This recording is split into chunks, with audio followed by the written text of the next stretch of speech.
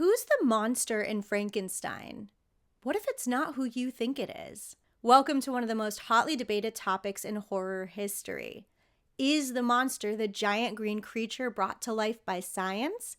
Or is it the ambitious Dr. Frankenstein who did it? Well, of course, by the end of the video, I'm going to let you know who I think the real monster is, but I want to hear from you guys too in the comments. Oh, also, I'm Antonia Carlotta. This is Universally Me, the channel for all things Universal and classic horror. My family started Universal and they made many of the Universal monster movies that we know and love, including our beloved Frankenstein.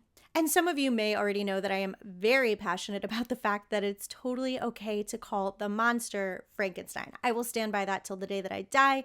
I made an entire video you guys can watch that details every reason why I think it's okay.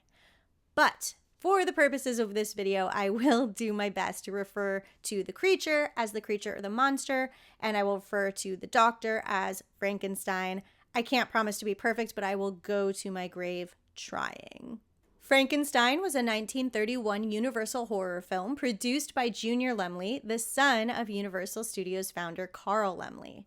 At just 21 years old, Junior became head of production at Universal, and he had a vision to elevate Universal's status with high-quality, groundbreaking horror films. And boy, did he succeed. Directed by James Whale, Frankenstein was released just 9 months after Dracula and became a cornerstone of the Universal monster legacy. The cast brought this story to life in unforgettable ways. Colin Clive as Dr. Henry Frankenstein, an obsessive genius on the brink of madness, Mae Clarke as his concerned love, Elizabeth, and Boris Karloff in his breakout role as the creature, who delivered a performance that was equal parts terrifying and heartbreaking. Frankenstein is important not just because it's a great film, but because it is a cultural touchstone that helped define what the genre could be. The topics of scientific hubris, the morality of creation, of the fear of the unknown, and humanity. These are topics that are just as relevant today as they were in 1931. And, the movie didn't just scare audiences, but it really made them think. And that's why we're still talking about it a century later. But of course, that brings us back to the big question. Is the monster the creature for all the things he does in the movie? Or is the monster the doctor for making him in the first place? Well, let's dissect it piece by piece.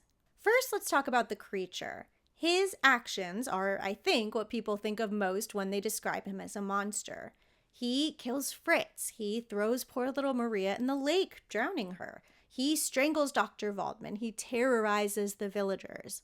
Sounds pretty cut and dry like a monster to me, right? Let's dig a little deeper here. The creature didn't choose to exist. He was created and abandoned. The moment he comes to life, he is treated with fear, disgust, violence. Think of all the times he lumbers in the room just to be attacked, assaulted, held down, chained up. Fritz saw the way the creature was afraid of fire and he tormented him with it. Honestly, I think Fritz might be the biggest monster in the movie, but that's for another video. I don't see the creature acting out of rage, but fear. And of course, he never intended to kill Maria. They have such a sweet scene throwing those flowers in the lake, watching them float. He has no idea that she won't float too. He thinks he's doing something fun, something silly. In fact, he's confused when she doesn't float.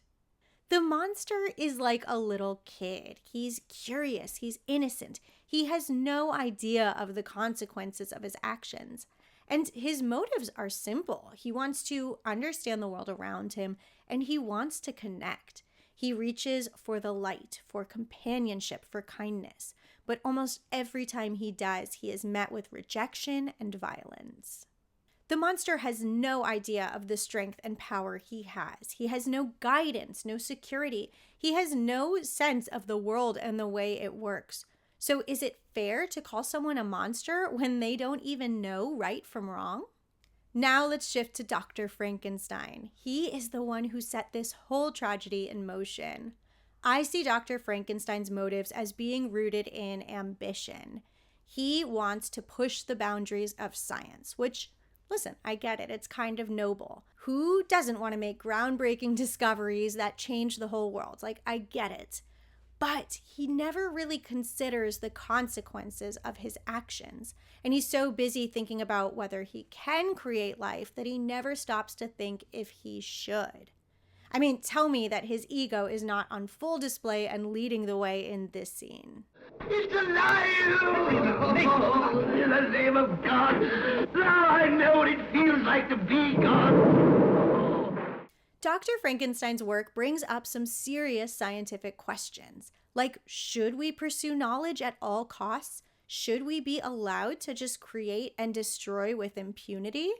And then I would argue when his experiment basically succeeds, the creature comes to life. When the creature proves too difficult for him, he completely fails in his responsibilities as a creator.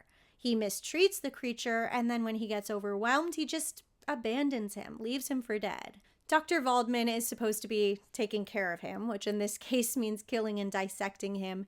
And Dr. Frankenstein is just content to go off and pretend his creation never existed. Like, would you be able to go and get married just a day or two later like nothing ever happened?